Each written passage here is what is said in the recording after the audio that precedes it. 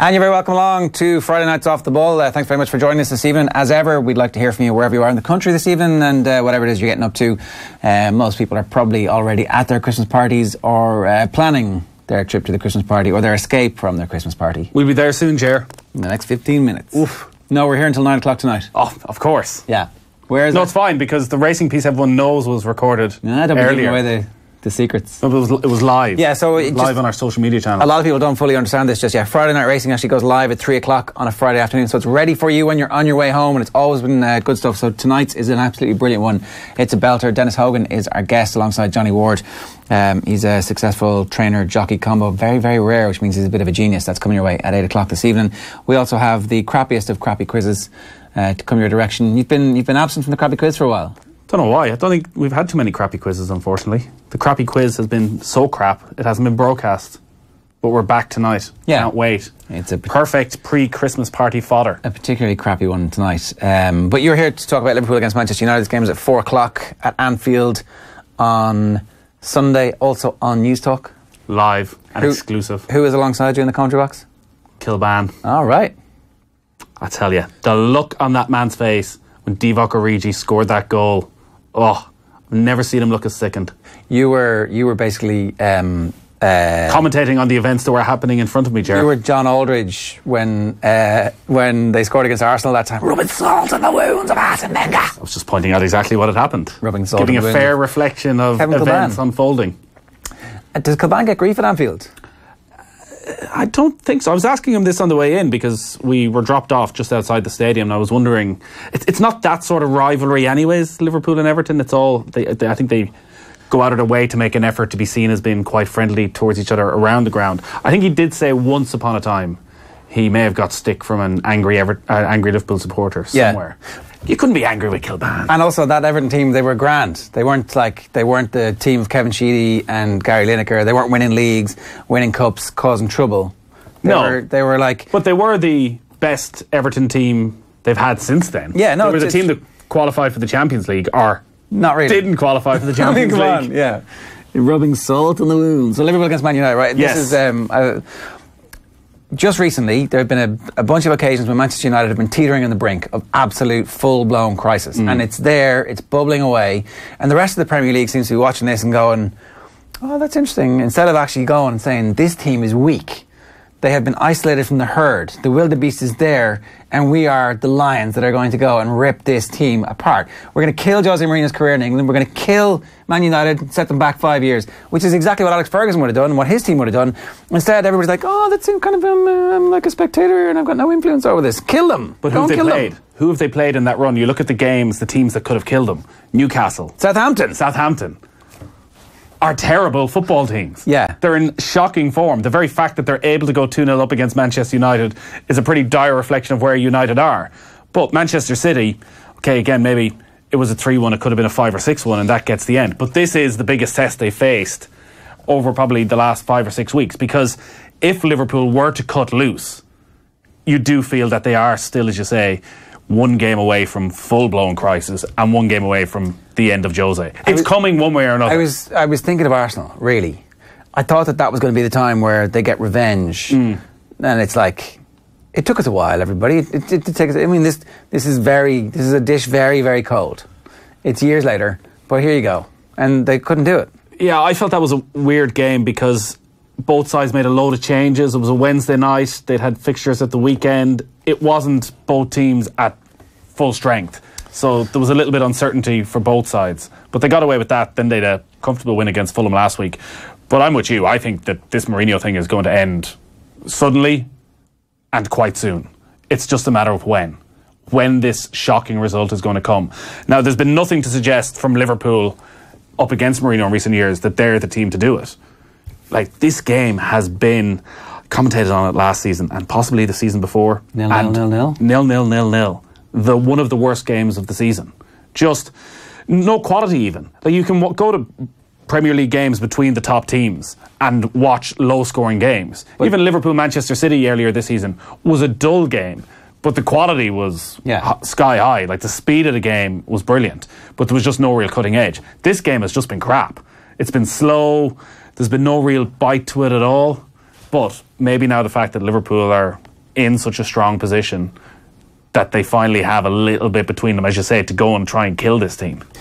We've been talking on and off on OTBAM about this, and there's kind of this constant belief that Man City will just run away with this at the end, that whatever happens, particularly now Liverpool are in Champions League and they have that kind of throbbing away in the background. But I'm just not sure about that. Like, Miguel made a point about how Man City sometimes lull themselves into a sense of complacency. Well, think of Guardiola's first season in charge, where they won, what was it, their first 10 games in all competitions, and everybody said, this is done and dusted. They're going to go on and be the greatest Premier League team of all time. And then they lost one, and they drew a couple, and it just sort of unravelled slowly but surely to ending up having a really average season. Now, they bounced back last year, and they're a far better team. But look at the injuries they have. They're missing possibly the best attacking left-back in the world in Benjamin Mendy, probably the best player in the league in Kevin De Bruyne, and Sergio Aguero, if he plays 30 games, is going to score 25 goals, and Gabriel Jesus has come nowhere near to replacing him. So if they continue to get injuries of that magnitude throughout the season, they're going to have a problem. But this is the first time Liverpool have had a proper injury crisis, where they're missing probably 3 of their back 4 on Sunday. Can they cope with that? Can they cope with Dejan Lovren? The stress of Dejan Lovren for 5-6 weeks? Trent Alexander-Arnold's out. Joe Gomez is out. Joel Matip is out. So it's probably going to be, the way he was talking earlier today was maybe put Nathaniel Klein back in, who hasn't played really any football in over a year. Go with Lovren alongside Van Dijk, and then Andy Robertson. For this game, I think they'll be okay with that. Lovren is a good player, just prone to bouts of not paying attention. Yeah, I think he's a really good defender. He's the type of defender, if he wasn't playing at a club as big as Liverpool, you'd be urging them to sign him. Yeah. Because of what he did at Southampton. Looks exceptional all the time. You don't have to watch him week in, week out. And it is. Look at him in the World Cup final. He was brilliant throughout that World Cup. Barely put a foot wrong. But look, at the problem is, particularly I feel at home with Lovren, the pressure, suffocating pressure of playing for Liverpool in front of the Kop. It's not an enjoyable place for a defender to play. Well, they are at you and at you and at you. Except that it's obviously, if you are Virgil van Dijk, you come alive in front of that pressure and you're like, yeah, I want the ball. I am the best player in the world in my position right now. And surely Lovren will feel comforted by the fact that he knows he's in. He knows he's got an opportunity here. He's alongside somebody who is at the peak of his powers, and you know, it's like, come on, this is why you play football. It's Man United at home. You're top of the league. Well, this could be the 5-6 week period that transforms Virgil van Dijk into the greatest player in the world, if he can turn Dejan Lovren into a consistently good centre-back alongside him. It is just moments, and I don't know how many times over the last couple of years, and this is a far better Liverpool team defensively in general now, last minute of the game, they're cruising, and Lovren just does something stupid. And he did that against Napoli. It was one of the worst 5-minute cameos I've ever seen from a player. First ball that comes to him, all he has to do is control it, loads of time, pass it downfield. Tries this wild volley, completely slices the ball out of play for a throw-in. Next time he picks it up, he's up near the halfway line, simple ball along the ground to Sadio Mane, passes it straight out of play. And watch back the build-up to the chance towards the end where Alisson makes the save. The 3 other Liverpool defenders are in a line playing an offside trap. He's about 4 yards up, looking around, not quite sure where he's meant to be. Now he's playing right back. Yeah. And you can tell instantly he doesn't realise that there's a player behind him. And never once does he look over his shoulder. I think he's not going to be in the same situation starting a game at centre-back, knowing in advance for the whole week that he's going to be starting. That you can do the work and go, okay, this is the 12 or 14 different teams that Jose Mourinho has picked, and these are the options. This is what you're likely going to face this weekend. And surely that's all you need from Liverpool's perspective, is like a little bit of solidity. And they're so superior at the moment to Manchester United that this can't just be another 0-0. If it is, it's like, come on. Yeah, it's actually the sort of game that, even though it's traditionally a big game, if Liverpool weren't to win it, it would raise a lot of questions of whether they have the credentials to win the title, because they're that far ahead of United right now. What are they, 16 points clear? 15. In the Premier League table? 16 clear, yeah. It's ridiculous for this stage of the season. They seem to be getting better and better in an attacking sense. Salah is flying once again. So you would expect that they go on and they should try and dominate this game. Assuming Sadio Mane hasn't got the yips. Sadio Mane permanently has the yips. He's the Rory McIlroy of football. You just don't know when it's going to happen. you know it's going to happen some days and it's going to be glorious, but you couldn't say with any degree of certainty if he gets 3 chances on Sunday, he's going to take any of them again. He has a very strange technique. There's YouTube videos of Sadio Mane falling over when scoring goals. He always seems to throw himself into the ball, so he's off balance when he's striking, which probably works in his favour. It puts the goalkeeper off, and he's very hard to read. Yeah. But it also means that he never seems to have complete control. Not repeatable. Over what he's trying to do. Every single goal he scores is in the action of some way falling over. It's a bit bizarre. What about Manchester United? It's hard to preview a Manchester United game because who's he going to pick? Well, they have a load of injuries. Who's he falling out with at the moment? Is he picking players to show the board how crap they are? Is he picking players because he believes in them? Is he picking players to break their confidence? Is he picking players because he thinks they give them the best chance to win? Yeah, or is he picking players to again park the bus and come away with a 0-0 draw, and he feels that he can go in front of the cameras gloriously and say, listen, I can get a team together. Everyone talks about this Liverpool team as one of the great attacking forces in European football. They can't even break down a Manchester United team missing 9 players. Is that what he tried? See, I think the Mourinho masterclass is a thing of the past. People now realise it's just boring, dull football. Scott McTominay fit? Is he... I'm not sure if even Scott McTominay is fit. I'd imagine Rashford will start, who played well last season against Liverpool. But again, it's just so inconsistent. You're right, though. Like, we're here just after 7 o'clock. At 10 o'clock tonight, the newspapers come out, post-embargo Mourinho press conference. And every week, there seems to be another story from after the TV cameras go off that the newspaper guys, where he has fallen out with somebody, or he has a little dig or a little pop. Like, it's starting to bubble up now that he's not happy with the level of investment, and he's not happy with maybe not being given what he wants in January. Yet again, there's going to be something, I'd imagine, over the next 36 hours that's going to dominate it because of what Mourinho said. Yeah. I literally just checking to see if McTominay was fit or not, but I've just seen the story that he liked the Instagram post from somebody else calling the team lazy after the Valencia game. Oof. McTominay did? Yeah. Maybe he just hit it accidentally. Scott, yeah, he got 5 fingers, like an athlete. Not dexterous at all. Not being paid for his dexterity. Such a lazy team. Fellaini is not a started. He's a super sub, so keep him as a sub. Either way, he's Who more sent that player. message? Some fan, right? Valencia should be replaced by Dalot, crucially, and Cell Jones. Like, Did they say McTominay should be playing? No, they didn't even. No. I mean, you know, social media. Don't go on angry.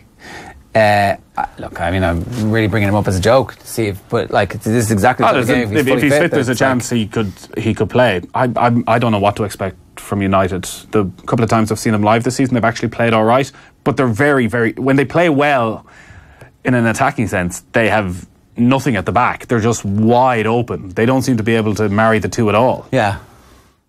Zidane's been linked with the job at the moment. It's not. Now, you wait till the summer, you get Pochettino, and you try and start something fresh for the next 5 years.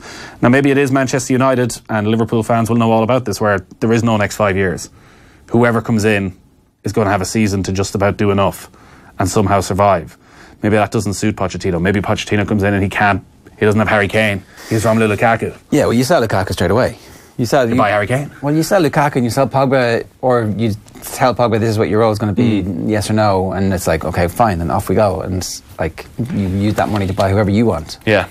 I could see Liverpool winning this comfortably. That they're just at a level right now. Isn't even it time with the teams started doing that to Man United? Like, stop thinking, oh, that's Mourinho over there, and stop being cowed by the fact that there's a brand associated with this. Like, are they still? I don't know. They're still, sixth in the Premier League table, so they're not absolute no-hopers. They have something about them. They have players who can do it on the day. 2 clear of Everton, 3 clear of Bournemouth. Well, I think, as Jose said last week, look at the table at the end of the season, I think you'll find we'll be above Everton. Which is where their ambition is right now. And look at all the money they've spent. Yeah. Was the other point he was trying to ram in there. I just think over the past 10 days watching Liverpool, they seem to be coming somewhere back to where they were last year. And Van Dijk is just getting better and better. His performance on Wednesday night was just ridiculous. And his sort of Benjamin Button style, he seems to be getting younger and looking younger since he cut the hair, and looking a lot fresher. Looking like just a bewildered look in his face at all times when somebody else on the team would give the ball away. It's like, yeah. Why are you doing this? Yeah, it's good to have causing me hassle. Kind of leadership. The big game tomorrow, early, Man City against Everton, and the 3 o'clock kickoffs are Palace, Leicester, Huddersfield, Newcastle, Spurs and Burnley, Watford and Cardiff, and Wolves and Bournemouth. The evening kickoff is Fulham against West Ham. It's 3 games on Sunday. It's Brighton and Hove Albion against Chelsea, Southampton against Arsenal. They're 2 half-1 kickoffs, and then at 4 o'clock it is Liverpool against Manchester United. So you're going to the Christmas party this evening, and then you've got like 12 hours of live radio to do tomorrow. Yeah, we have 7 hours of live radio, and then get on a flight early to Liverpool. It'll be fine. But the first Premier League game I ever covered, Ger, I got asked at 7 o'clock the evening of the Christmas party if I'd like to go cover Arsenal Stoke tomorrow. All right. I was like, yeah, absolutely, I will get on the flight at 7 o'clock tomorrow morning and do that. Sure, it's fine. I haven't even started the Christmas party. I'll take it easy. I'll go to bed at 11 o'clock. I'll have a good night's sleep. I'll be ready. At about 4 o'clock in the morning, someone said, you should probably maybe even get an hour's sleep before you go to the Emirates tomorrow, which was a smart piece of advice. Yeah. Did you wake up in time? You made the flight? I made the flight. I got through the game. And somehow I'm here to live to tell the tale. Was there puking involved? No, it was fine. I took it handy. Who was your co-com? No, I only had to do reports. It was fine. Ah, well, that's different. Reports is fine. Yeah. Fine. Not full commentary. And that was in a previous life. Nathan, was a very younger man. I was able for it then. Exactly. Yeah. Who knows what? Tune in tomorrow from 1 to find out. Yeah. And don't forget to listen to the Dadcast, where you can hear more of Nathan's goodness, and also Dave McIntyre and Adrian Barry complaining about their kids. You can get that wherever you get your podcasts.